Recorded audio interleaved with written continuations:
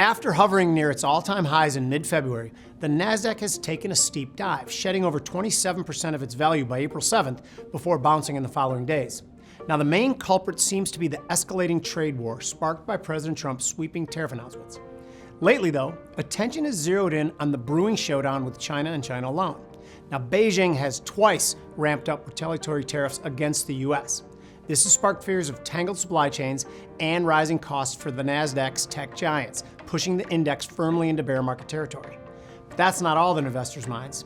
There's also the pressure of sky-high tech valuations that have been stretched thin after years of gains, leaving many questioning their staying power.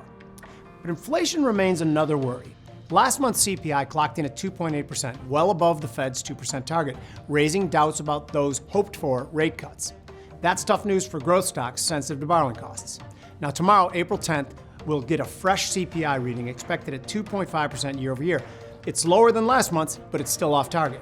Now, many analysts believe that the equity sell-off could cool inflation by unwinding the wealth effect. If that number surprises to the upside, brace for more market turbulence. Now, if a trader believes the Nasdaq could head higher from here, they could express that by buying the June micro E-mini Nasdaq 100 futures contract for $17,325 and targeting a move up to the late March lows of $19,000. For this trade, a stop could be placed below at $16,100.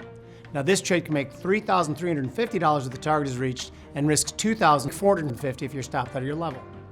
Now, if a trader believes the Nasdaq could continue lower from here, they could sell the June micro E-mini Nasdaq 100 futures contract at $17,325 and target a move to the March of 2022 highs of $15,500.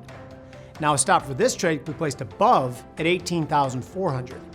This trade can make $3,650 if the target is reached and risks $2,150 if you're stopped out of your level.